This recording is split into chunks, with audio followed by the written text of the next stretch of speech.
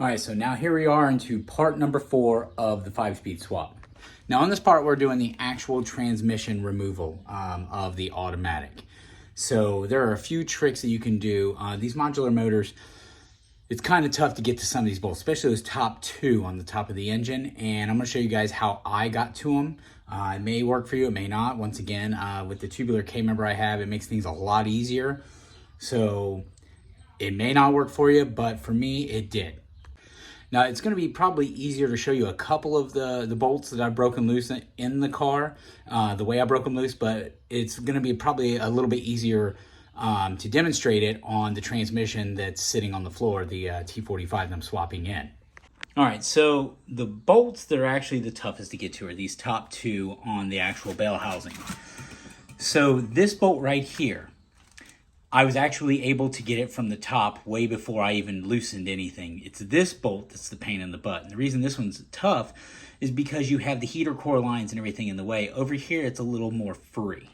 Now down here is that area I was talking about. Now I was able to get to the bell housing bolt on this side just by moving a couple of things over, a couple of wires. It's this one on this side that's the pain because you have your heater core lines and everything in the way. Even from this angle, it's no good to really get in there. I mean, you've got stuff like this hardware sticking out from the actual firewall right there.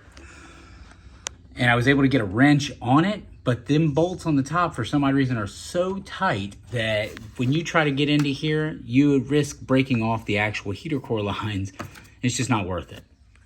Now the other bolts are pretty simple to get to. They're, midway and lower on the actual bell housing, so you don't have to worry about that. But those 2 top ones, you see people like, hey, you're gonna need like 45 extensions. They're gonna have to stick out the back of the car. You're gonna have to loosen the bolts from the trunk. Blah, blah. I mean, just crazy amount of stuff. But I'm gonna show you guys how I actually got to it. And like I said, the other one on the other side I got to was pretty easy. But what I did is I actually loosened the transmission, let it hang down a little bit more.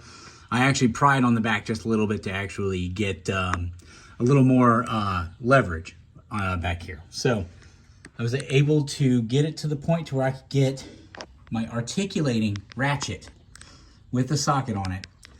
And I actually pushed from this angle right here pretty hard and was able to break it loose that way with only the single socket on there.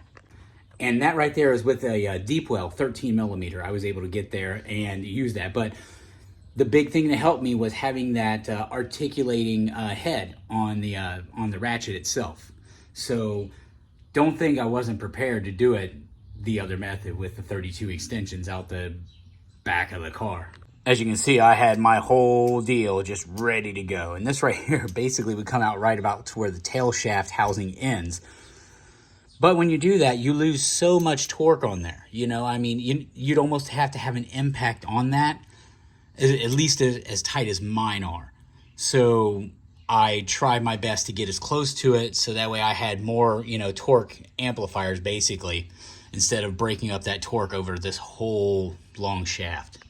I also used the jack on the bottom of my piping here just to kind of tilt the engine back a little further towards the back. Now, that really doesn't have much tension at all on it, so don't worry about that. But you can also put like a small wooden block right here on the bottom of the front of the oil pan, or even on the, I wouldn't put on the harmonic bouncer.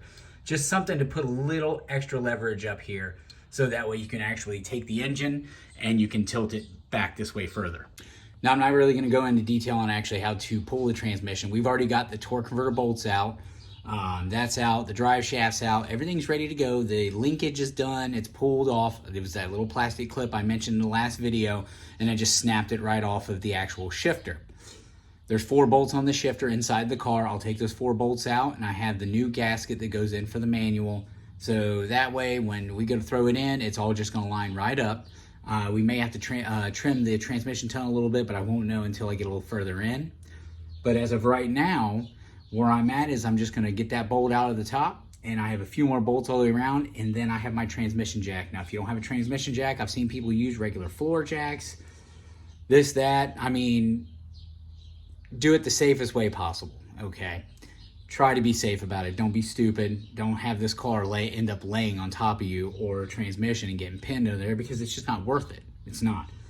So just do it the safest way that you feel safe. I mean, if it takes you a week just to figure out how to drop it safely, then take the time, because your time is going to be a lot better to use than having to try to heal over that time or not even have it at all. And another thing you might come across on here is, like, right here, the actual transmission lines into the transmission. I got a 13 millimeter line wrench to put on these. If you don't have a line wrench, I really suggest doing that. The lines and the fittings actually, spinning that line wrench, it actually took the main fitting right out of the transmission. And if that happens, then I mean, just so be it. But, you know, just make sure that you can get them out properly without stripping that out. You really don't want to cut these lines if you don't have to, just in case you're going to sell this swap or even try to reinstall it later down the road. You'll have prefabbed lines already. But let's face it, if you're like me, if they didn't come loose and you had trouble, I'm hacking them. That's just me, though, because I can just make new lines, or I can put AN lines and fittings in there if I did decide to go back to an automatic, which I doubt I will, because this is the whole point about this, is rowing gears, having fun with the car. Anyways, that's, like I said, part number 4. Just be safe about dropping the transmission out of there. Make sure you have all your bolts out and stuff. Torque converter's already loose. Back your torque converter off of the actual flex plate before you even loosen anything up. Make sure it's going to come out with it as one whole unit. And be safe. And part number 5 is going to be the flex plate removal and the installation of the new flywheel, and also the pilot bearing. It goes into the crank, so that's one you don't want to forget either. But what I'm going to do also is I'm going to test and make sure that pilot bearing fits around the input shaft of the T45 to make sure I don't have any burrs on the end of that shaft. That's the last thing I want to do, is run into any issues on that while reinstallation happens.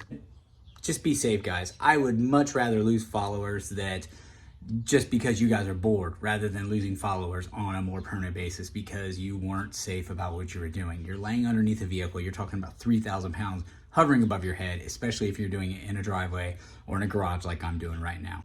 So be sure not to miss part number 5. And don't forget to like and subscribe. We'll see you guys in the next one soon.